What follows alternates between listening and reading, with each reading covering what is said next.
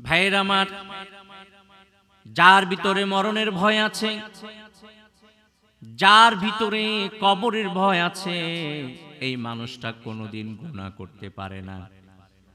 ঠিক কিনা বলেন? আপনি গুনাহ করবেন কেমনে? আপনি যখন গুনাহে লিপ্ত হয়ে যাবেন, মনে পড়ে যাবে আপনার আজরাইলের কথা।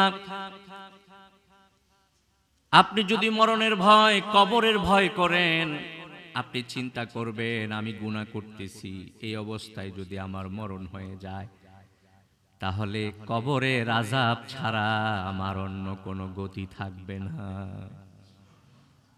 কবরের আযাব কত কঠিন আযাব! কবরের কথা শুনলে আল্লাহর নবীর সাহাবী হযরত ওসমান চোখের পানি ফালায়া ফালায়া কাঁদতেন। কবর দেখলে ওসমানের মতো সাহাবী ভয় পেয়ে যেতেন। নবীর অন্য সাহাবীরা ওসমানকে বলতো, ও নবীর সাহাবী ওসমান, আপনি কবর দেখলে এভাবে কাঁদেন কেন? আপনি তো সুসংবাদ পেয়েছেন, আল্লাহর জান্নাতে যাবেন, তারপরে তো কাঁদেন কেন? হযরতে ওসমান বলতেন, সাহাবায়ে কেরামেরা রে, ও নবীর সাহাবীরা, আমি কবর দেখলে এত কাঁদি। কবর হইল আখিরাতের প্রথম স্টেশন। এই স্টেশনে যার জন্য ভালো হবে, সব জায়গায় ভালো হবে।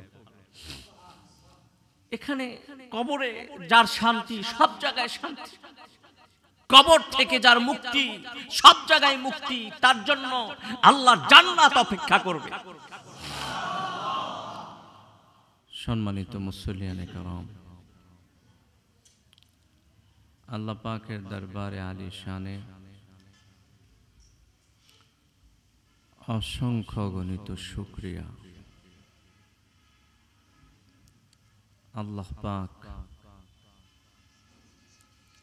আজকের পবিত্র জুমায় আমাদের সকলকে হাজির করেছেন। তাই আমরা অন্তরের অন্তঃস্থল থেকে পড়ছি আলহামদুলিল্লাহ।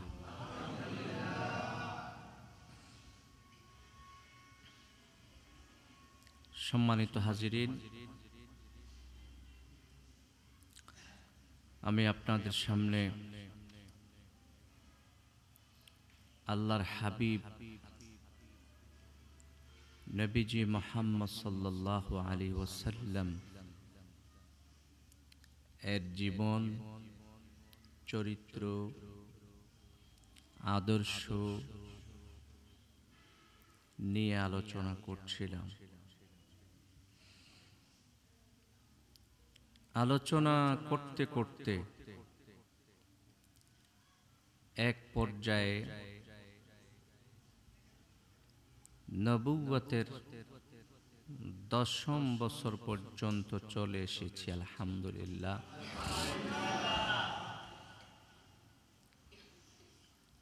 নবুয়তের 10ম বছরটা ছিল আল্লাহর রাসূলের অত্যন্ত পেরেশানির একটা বছর।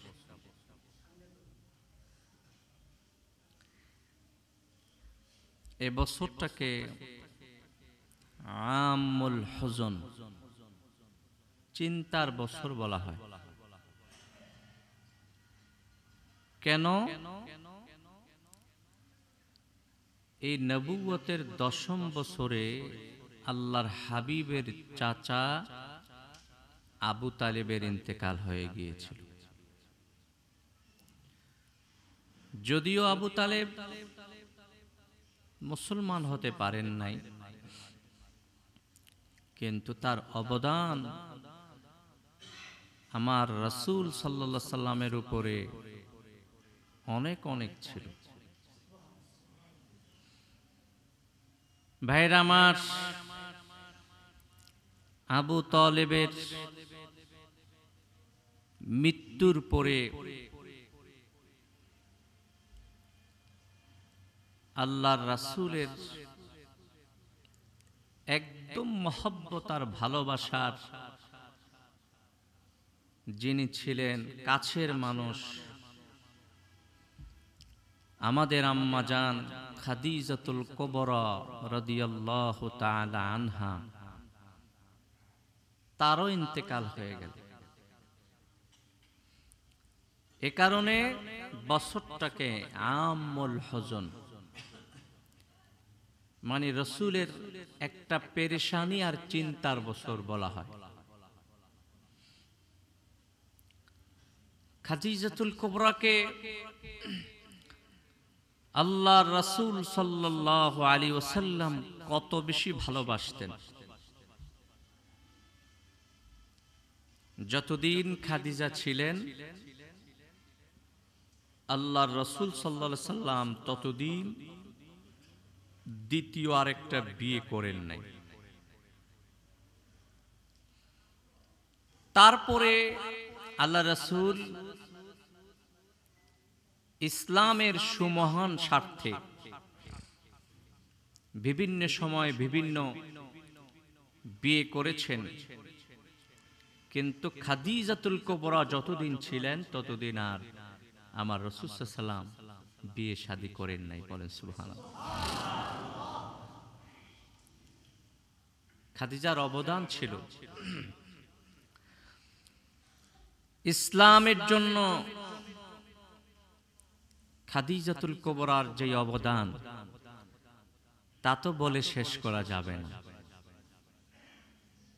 তার অর্থ, তার সম্পদ, তার জীবন, তার যৌবন সবই তো ইসলামের জন্য ব্যয় করেছেন।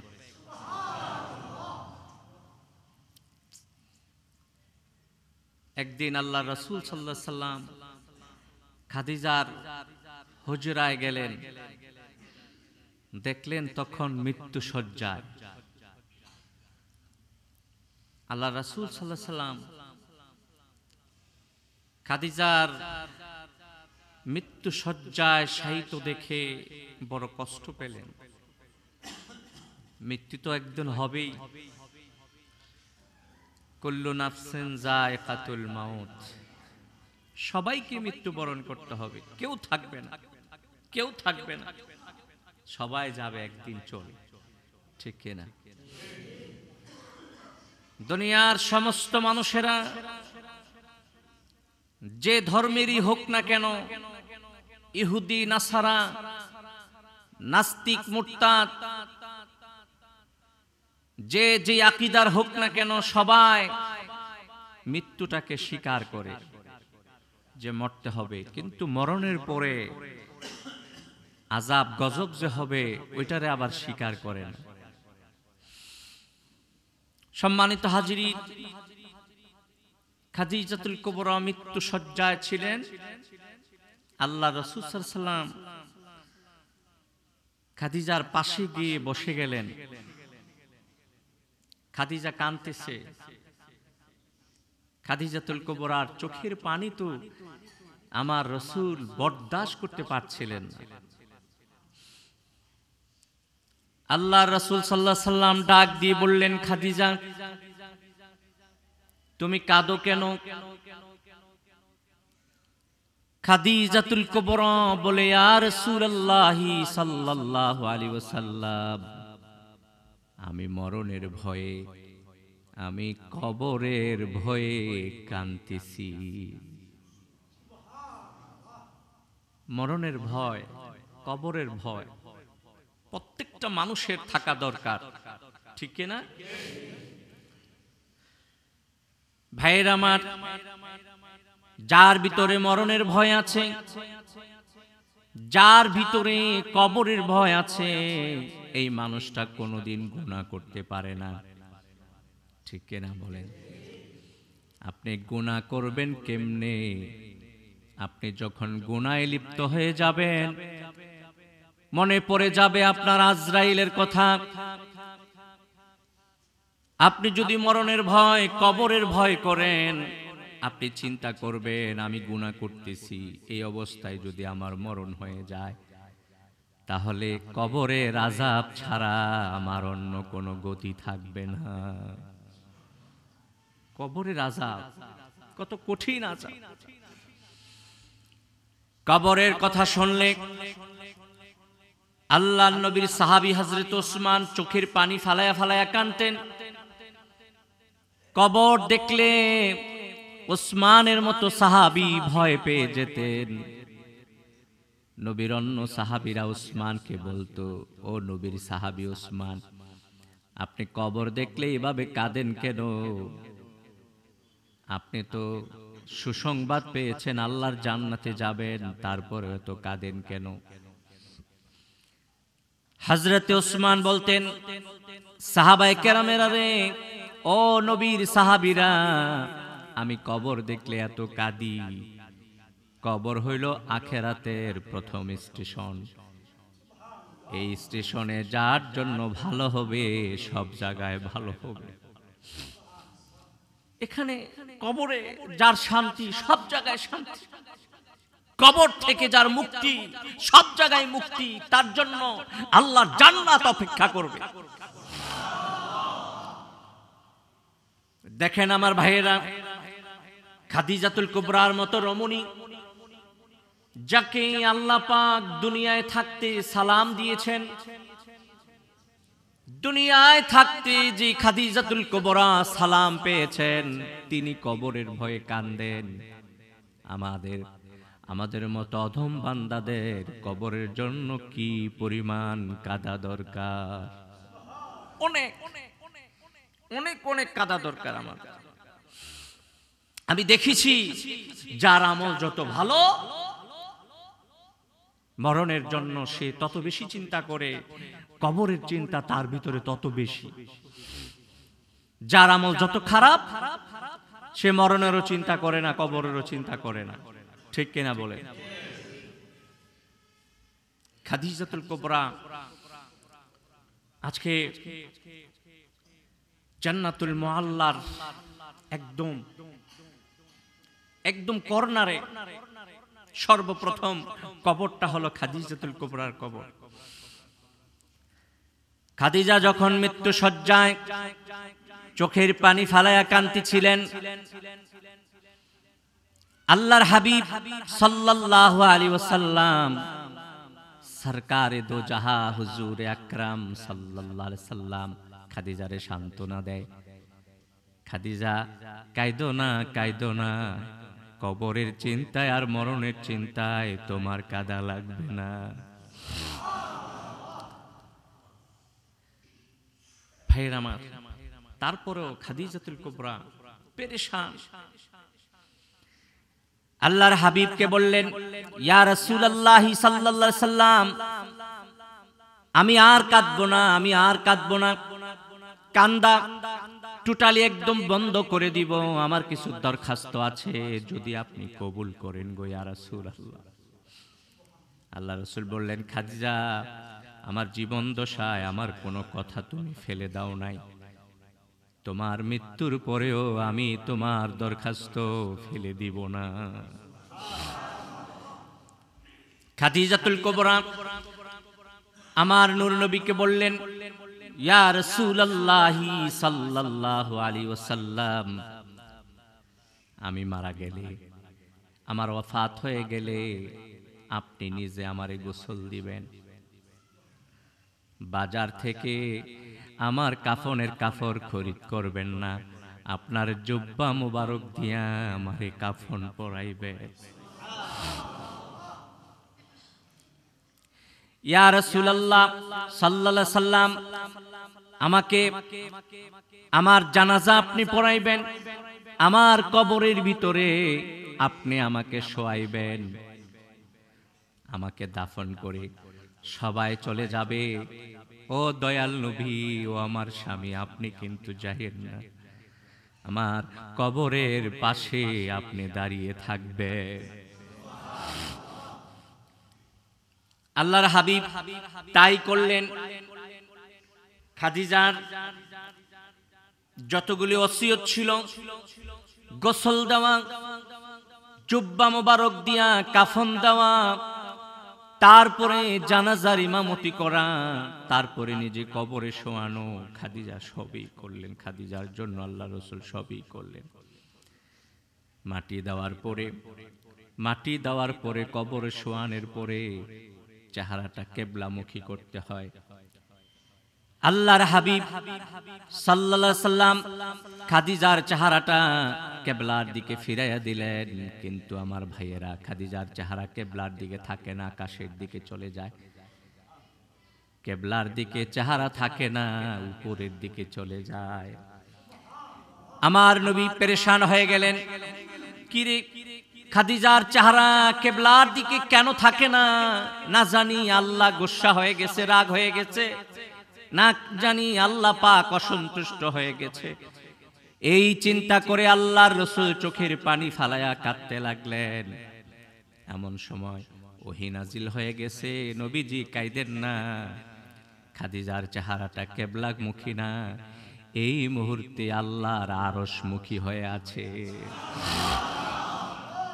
এখন খাদিজার সাথে আল্লাহর দিদার হচ্ছে, বলেন সুবহানাল্লাহ। আল্লাহর হাবিব সাল্লাল্লাহু আলাইহি সাল্লাম খাদিজাতুল কুবরাকে দাফন করলেন, দাফনের কাজটা শেষ করলেন। কবরের পাশে দাঁড়িয়ে আছে, মুনকার নাকির আসবে, সওয়াল জবাব হবে।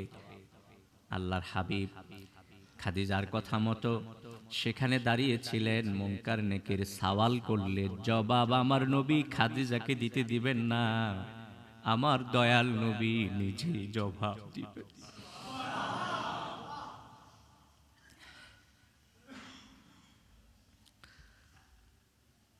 খাদিজাতুল কুবরার কবরের পাশে আমার নবী জবাবের অপেক্ষায় ছিলেন, প্রশ্নের অপেক্ষায় ছিলেন। এমন সময় আল্লাহ পাক ডাক দিয়ে বললেন, ইয়া রাসূলুল্লাহ সাল্লাল্লাহু আলাইহি সাল্লাম, আপনার বিবি খাদিজার প্রশ্নের উত্তর আপনাকে দিতে হবে না, আপনাকে দিতে হবে না। ও দয়াল নবী, আপনি যান, আপনার হুজরা, আপনার বাড়িতে আপনি চলে যান। খাদিজার প্রশ্নের জবাবের ব্যবস্থা আমি আল্লাহ নিজেই করছি, দায়িত্বটা আমার হাতে ছেড়ে দেন। সুবহানাল্লাহ, বলেন না সুবহানাল্লাহ। খাদিজা কোরবানি ইসলামের জন্য আছে, অস্বীকার করা যাবে? এমন একজন নারী ইসলামের জন্য তার অবদান কতটুকু, সুবহানাল্লাহ। সর্বপ্রথম নারীদের মধ্যে তিনিই তো মুসলমান হয়েছিলেন, তাই না? নারীদের অবদান ইসলামে অবশ্যই আছে, এটা আমরা স্বীকার করি, ঠিক কিনা? একজন নেককারিনী মহিলার দাম আল্লাহর কাছে অনেক বেশি। আল্লাহ রাসূল বলেছেন, আদ-দুনিয়া কুল্লুহা মাতা ওয়া খায়রু মাতা'id দুনিয়া ইমরাতুস সালিহা। আমার রাসূল বলেছেন, দুনিয়ার সবকিছুই তো সম্পদ, টাকা পয়সা বাড়ি গাড়ি সব সম্পদ। আমার রাসূল বলেছেন সবচেয়ে বড় সম্পদ হচ্ছে একজন নেককারিনী মহিলা, বলেন সুবহানাল্লাহ। সম্মানিত হাজিরিন, মুসলমান ভাইয়েরা, খাদিজাতুল কুবরার তো ইন্তেকাল হয়ে গেল। আমার রাসূল আরো ভেঙে পড়লেন, আমার রাসূল সাল্লাল্লাহু আলাইহি ওয়াসাল্লাম আরো ভেঙে পড়লেন। আল্লাহ পাক নিজেই আমার রাসূলকে সান্ত্বনা দিলেন, সুবহানাল্লাহ। চতুর্দিক থেকে কাফের মুশরিকদের ষড়যন্ত্রের কোনো অভাব ছিল না, কিন্তু আমার রাসূল সাল্লাল্লাহু আলাইহি ওয়াসাল্লাম কি দাওয়াতের কাজ, আমার রাসূল সাল্লাল্লাহু আলাইহি ওয়াসাল্লাম কালিমা প্রচারের কাজ কি বন্ধ করে দিয়েছিলেন? আবু তালেবের মৃত্যু, খাদিজাতুল কুবরার ইন্তেকাল, মাঠ মনে হয় খালি হয়ে গেছে। কাফেররা মনে করছে মাঠ তো খালি, এবার মুহাম্মদ সাল্লাল্লাহু আলাইহি ওয়াসাল্লামের উপর নির্যাতন করো। আল্লাহ রাসূল সাল্লাল্লাহু আলাইহি ওয়াসাল্লাম ভাবলেন, এই মুহূর্তে মক্কা শরীফে দাওয়াতি কাজের পরিবেশ নাই। আমার রাসূল গেলেন তায়েফে, সেখানে আরেক করুণ ইতিহাস। তায়েফে রওনা দিলেন, সফর সঙ্গী নিলেন মাত্র একজন, যায়েদ ইবনে হারিসকে সফর সঙ্গী করে আমার রাসূল সাল্লাল্লাহু আলাইহি ওয়াসাল্লাম তায়েফে গেলেন। মক্কাতুল মুকাররমা থেকে তায়েফ 60 মাইল দূর, প্রায় 90 কিলোমিটার। আমার রাসূল সাল্লাল্লাহু আলাইহি ওয়াসাল্লাম অনেক কষ্ট করে হেঁটে হেঁটে গেলেন। এখন আমরা তায়েফ গেলে কত আরামে যাই, হ্যাঁ? তায়েফ সমতল ভূমি থেকে অনেক উঁচু পাহাড়ের উপর একটি শহরের নাম তায়েফ। আল্লাহ পাক এটাকে সৌদি আরবের বিশেষ করে মক্কাতুল মুকাররমার জন্য সুজলা সুফলা শস্য শ্যামলা করে সৃষ্টি করেছেন, বলেন সুবহানাল্লাহ। এই তায়েফেরও ইতিহাস আছে। আল্লাহ পাক সিরিয়া থেকে উর্বর মাটি এনে এই তায়েফটাকে সৃষ্টি করেছেন। ওই মাটিগুলিকে আবার আল্লাহ পাক বাইতুল্লাহর চতুর্দিকে তওয়াফ করাইছেন 7 চক্কর। এই মাটিগুলি তওয়াফ করার কারণে এটার নাম হয়ে গেছে তায়েফ। সুবহানাল্লাহ। আল্লাহর হাবিব গেলেন ওই তায়েফের ময়দানে দাওয়াতি কাজের জন্য, কিন্তু আমার ভাইয়েরা সেখানের কাফের মুশরিকরাও আমার রাসূলের সাথে ভালো ব্যবহার করলো না, বরঞ্চ আরো কঠিন ব্যবহার করলো। কাফের মুশরিকেরা আমার রাসূলের পিছনে যুবকদেরকে লালিয়ে দিল। যুবক ছেলেরা আমার রাসূলের পিছনে পিছনে যায় আর ঢিলা মারে, পাথর মারে, আমার রাসূলকে রক্তাক্ত করে ফেললো। রক্ত মাখা শরীর, রক্ত ঝরতে ঝরতে, রক্ত ঝরতে ঝরতে আমার রাসূলের কদমের মধ্যে যেই জুতা মোবারক ছিল পায়ের সাথে জমাট বেঁধে গিয়েছিল। আল্লাহর হাবিব সাল্লাল্লাহু আলাইহি সাল্লাম তায়েফের মানুষগুলিকে শুধু এই কথা বলেছিলেন, তায়েফের মানুষেরা রে, তোমাদের কাছে আমি খাবার চাই না, পানি চাই না, তোমাদের কাছে টাকা পয়সা দিনার দিরহাম কিছুই চাই না, শুধু তোমরা বলো কুলু লা ইলাহা ইল্লাল্লাহু মুহাম্মাদুর রাসূলুল্লাহ সাল্লাল্লাহু আলাইহি ওয়াসাল্লাম। তায়েফের মানুষেরা মানে নাই, বরঞ্চ আমার নবীর উপরে অত্যাচার করেছে। এই যে বিশাল এক ইতিহাস, তায়েফের ইতিহাস কে না জানে। ভাইয়েরা আমার, নির্যাতন সহ্য করতে না পেরে তায়েফ শহরের 3 মাইল দূরে একটা বিশাল বড় আঙ্গুরের বাগান ছিল, এখনো বাগানটা আছে, আমি দেখে এসেছি। ওই আঙ্গুরের বাগানে আমার রাসূল সাল্লাল্লাহু আলাইহি ওয়াসাল্লাম বসে গেলেন। আমার রাসূল ক্লান্ত ছিলেন, যায়েদ ইবনে হারেস ক্লান্ত ছিল, আঙ্গুরের বাগানে বসে গেল। ওই আঙ্গুরের বাগানের যে মালিক তার গোলামকে নির্দেশ দিল, এই মুসাফিরটা যে আমার বাগানে বসছে, আমার বাগান থেকে তাকে 1 টুকরি আঙ্গুর দিয়ে দাও। তাদের নাম ছিল উতবা শাইবা। তারা যদিও কাফির ছিল, কিন্তু তাদের দিলটা অনেক নরম ছিল, মনটা প্রশস্ত ছিল। তারা মুহাম্মদ সাল্লাল্লাহু আলাইহি ওয়াসাল্লামকে দেখে, আমার নবীর নুরানি চেহারা দেখে তারা ভাবলো যে না, এটা একটা ভালো মানুষ হবে। সুবহানাল্লাহ। সেই গোলামের নাম ছিল আদ্দাস। আদ্দাসকে বলল, আদ্দাস তাদেরকে আঙ্গুর দিয়ে দাও। আমার নবী সাল্লাল্লাহু আলাইহি সাল্লাম আঙ্গুর হাতে নিলেন, আঙ্গুর খেতে শুরু করলেন। বিসমিল্লাহির রহমানির রহিম। আদ্দাস খুব লক্ষ্য করলো, ডাক দিয়ে কয়, মুসাফির রে, তুমি আঙ্গুর খাচ্ছ, কি বলে খাইলা? এদেশের মানুষেরা তো আল্লাহর নামে কোনো কিছু খায় না, তুমি কার নামে খাইলা? কয়, আমি আমার সৃষ্টিকর্তা, আমার প্রভু, আমার রবের নামে আমি খানা শুরু করছি। আদ্দাস অবাক হয়ে গেল। অবাক হওয়ার পরে মুহাম্মদ সাল্লাল্লাহু আলাইহি ওয়াসাল্লামকে বিভিন্ন কথা জিজ্ঞাসা করতে লাগলো। আমার নবী বললেন, তোমার দেশের বাড়ি কোথায়? আদ্দাস জবাব দিল, আমার বাড়ি নিনওয়ে। আমার নবী মুস্কি হেসে দিলেন, ডাক দিয়ে কয়, আদ্দাস তুমি যেই দেশের, ওই দেশে একজন নবী ছিল, ইউনূস আলাইহিস সালাম। তোমার দেশে একজন নবী ছিল, ইউনূস আলাইহিস সালাম। আদ্দাস কয়, আপনি চিনেন কেমনে? আমার নবী কয়, উনিও নবী, আমিও নবী, দুজনে ভাই, একজন একজনকে চিনতেই পারি। সুবহানাল্লাহ। আদ্দাস ডাক দিয়ে কয়, ইয়া রাসূলুল্লাহ সাল্লাল্লাহু আলাইহি সাল্লাম, আপনি যে নবী, আপনি যে এই যুগের নবী, এতে আর কোনো সন্দেহ রইল না।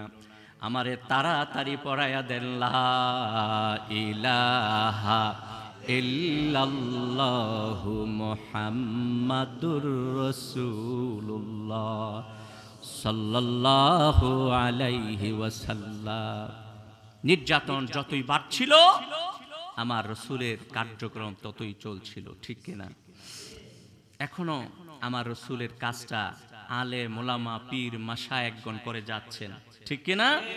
সম্মানিত হাজিরিন, যতই বাধা, যতই বিপত্তি, যতই মুসিবত, যতই বালা, কিন্তু এই কাজ কোনোদিন বন্ধ থাকবে? দ্বীনের কাজ, ইসলামের কাজ, কোরআনের দাওয়াত, এটা চলতেই থাকবে, চলতেই থাকবে, কিয়ামত পর্যন্ত চলবে, ঠিক কিনা বলেন?